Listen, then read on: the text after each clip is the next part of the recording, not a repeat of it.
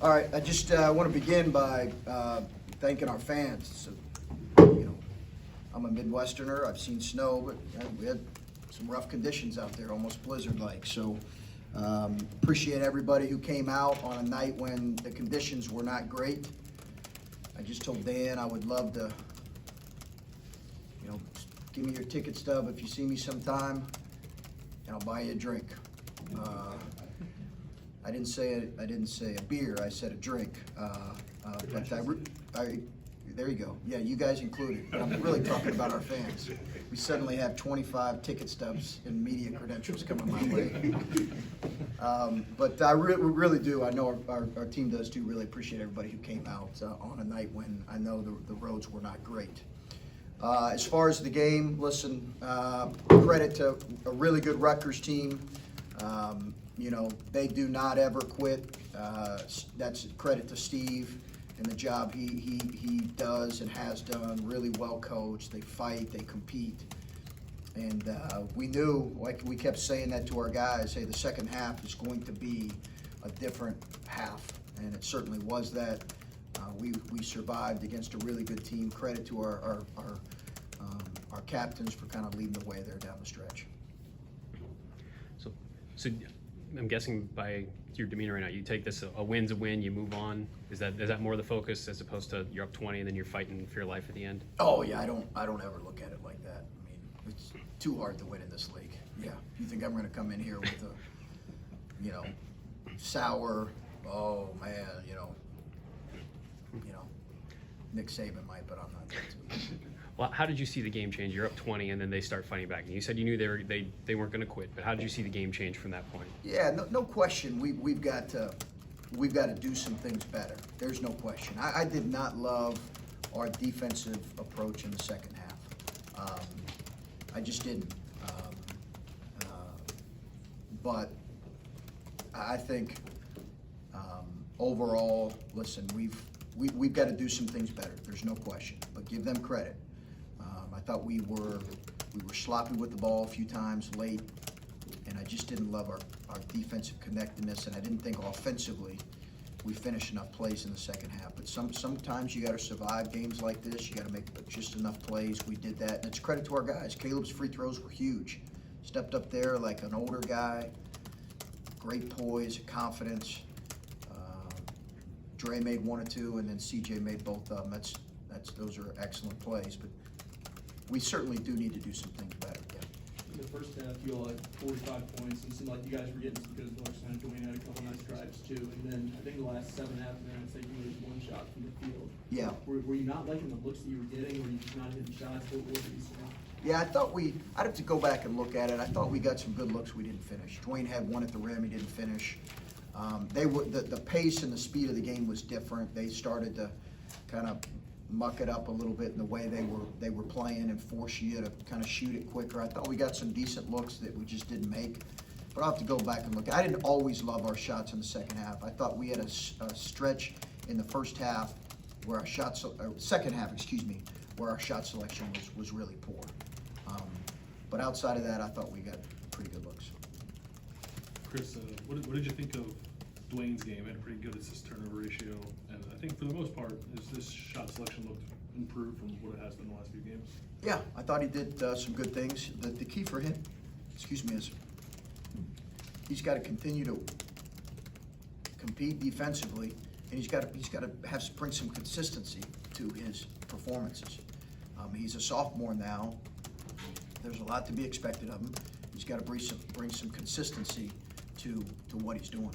What did you think of, I guess, like his patience when he had the ball and the way he was seeing the floor? It looked like he maybe didn't have his eyes on the rim when he had the ball as much as maybe he has in the past. Yeah, I thought his decision making was much better.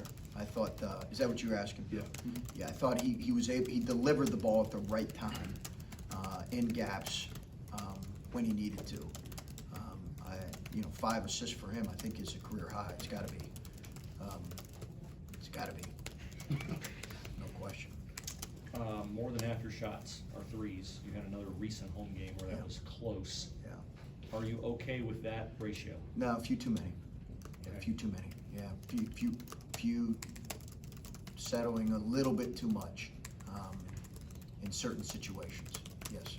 You get into situations where you need a basket to either hold somebody off or come back. It seems like it's rarely Caleb in the post, and I understand the difficulty of getting it to Caleb in the post and getting him the freedom to get it, but is that a focus to try that, or? Yeah, we did it. Okay. Yeah, we did it on the left block, last 3 minutes maybe, I think. It was three minutes on the clock. And we really needed a bucket at that point.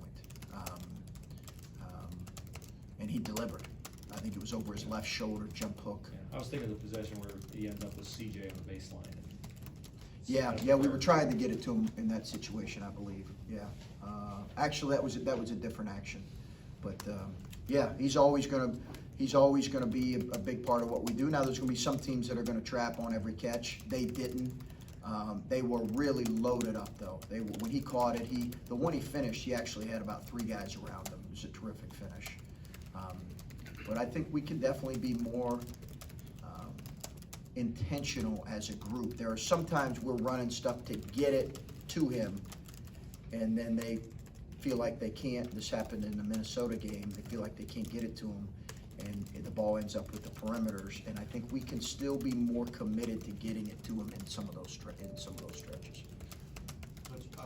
Home court advantage is a thing that's understandable, but like in conference play, you guys are 48% from the field here, but then it drops to 39% whenever you guys leave here. And if you guys have 3 games coming up against some pretty quality opponents on the road, like I guess, like, how do you bring what you're doing here and at least have some of that on the road when you're playing in some of these other areas?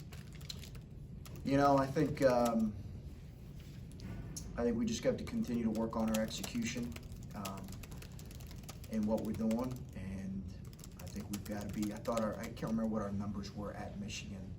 I thought they were a little better in terms of our offensive efficiency, but I think we just have to keep working on our offensive execution. I'm sure those numbers are consistent everywhere, and we just got to keep working on it. Why is it such like the home court advantage thing? But why is it such a vast difference? Comfort level with the surroundings. Teams play harder defensively typically at home, although we had too many lapses today. I am starting to sound like Coach Saban, who's a heck of a coach, by the way. Let me just get that out of the way. Sound like a reader, man. Yeah, she's unbelievable. But we had too many defensive lapses. I just think generally, if you were to look at it, teams are more comfortable at home. The environment's different, and they typically defend harder and better on their own home floor. Coach, I'm interested to hear your thoughts on how you thought your team handled the full court press tonight. Rutgers rolled it out at a few different points. Yeah, just okay. I thought we were just okay with it. We got to be better with it. And then Justin Ahrens had 3 for 4 shooting from downtown in the first half, and then didn't have an attempt in the second. Well, what did he bring to the offense in the first, and then why wasn't he leaned on as much in the second? He wasn't defending very well in the second, so he didn't play a whole lot. But I thought he was great. In the first half, guys found him in open looks. That happens. He had really open looks. I thought his stretch there in his late 3 was critical. He's shooting the ball with such great confidence right now. I love how he's shooting the ball. I love the confidence Justin's shooting with right now. Regardless of if it goes in or not, I just love the confidence he's shooting the ball with. And guys are looking for him. But, he didn't play as many minutes in the second half. Bruce had mentioned that going to Caleb in the post is like a go-to. You need a bucket, that's where you're gonna go. But you guys seem to have so much better floor spacing when he's knocking down shots on the outside. Yeah, we do. As you go through this Yeah. next month, and every game is just so important, how are you balancing that? And how hard is it to balance that, knowing that you need him on the block, but you also get better spacing and you kind of get better output from guys like Dwayne who drives it Yeah. to the rim? Yeah, it opens the basket. It really does open the floor and open the basket. I just think the diversity in his game is got to continue. Like when we're offensively our best, it's typically because he has his game is really diversified. And we're going to play teams that are just going to continue to not let him catch it or commit to the ball right when he catches it. So he's got to make the right play in those situations. And then we also have to move him around in different spots. But you're right. I think And he understands it. When he can stretch the defense, it allows us to post other guys, and it allows us to drive to the basket. It really does. Do you, when you're up 20 in a game like this, Were we ever up 20? One time? Okay. were you just expecting Rutgers to have a run because of just how hard it is to win in this league? Was there ever a point where you're like, well, this is too easy, it's not going to last until the end of this game? I tell you what you can usually tell is kind of the look in the other team and the way that they're competing. And that usually tells you. I thought they were scoring it too easily in the second half. And that's what made me uneasy and not feel. I just thought they were scoring too quick and too easy. It was a lot of trading baskets there until it got really down to the end, and we stopped scoring, and then they kept scoring. So I did not ever feel as I felt other times when we were up 20. And some of that's a credit. Like, I know they won 17 games this year. You know, they're a good team. I mean, they're going to play in the NCAA tournament and have a chance to advance. They're that good. Who's the Jersey guy playing against Rutgers? Just found a shot a little bit tonight. How important is it for him to have an impact on both ends of the floor, and what you see from him? Yeah, I thought he was good. I thought he stepped up and made good shots. I thought he took good shots for the most part. And it's 2 games right now where I felt like he's played with pretty good, just confidence and in a pretty good way. And that needs to continue. I think he's finding his legs a little bit. I really did feel like he was struggling with just legs, fatigue, leg strength. We gotta get him, feeling better about his overall physically. Just quickly wondering how Kyle came out of the game. It looked like he might have rolled his ankle or got his leg caught on there or something toward the end. I don't know what his, I don't know what specifically he was feeling. I don't know if it was an ankle or, listen, it's no secret, so I'm not, but we've got concerns about his leg again. And I'm hoping it's not that. I'm hoping it was something else. I'm hoping it's not that. The way you ended the first half, which turned out to be obviously huge, you hit, Yep. I think Dwayne hit Andre in the corner He did. for 3, and then in transition, Kyle Yep. hit 1. They cut it to 9, we called a timeout, and then it went 3, stop 3. Yeah, how, it just stating the obvious, how important was that? It went from 9 to 15 at the break. Well, it wasn't too long ago that we were on the opposite of that, and it was didn't feel real good, and it was even more so. I think that was like 3 or 4 in a row for them. So it was really critical, I think, for us just to feel good about how we could finish the half. And I told them in the timeout, I said, listen, we had a careless turnover. I thought Dre should have moved it, and we turned it over. But give him a lot of credit. He came back, and I told him at the timeout, let's get a score and a stop, and then go into the half. And it just so happened we had 2 threes. It was critical. And kind of going back to your very first comment in this, how do you, what is the message to the team after a game like this? Is it more the positive, hey, in this league, that's a really good team, we've won, or is it more about, we were up 20 and we kind of, what is, You're what's the always, mood after a game like I think this? you're always learning and growing from wins and losses.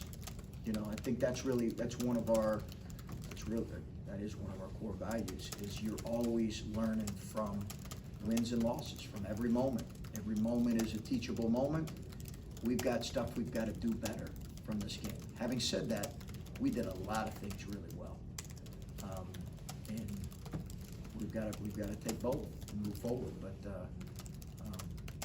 it certainly wasn't a downtrodden locker room, and I didn't want it to be. Having said that, I think they know we've got to do things better, and we'll have to play better moving forward. Hopefully, in our next game, we will. Okay. Okay.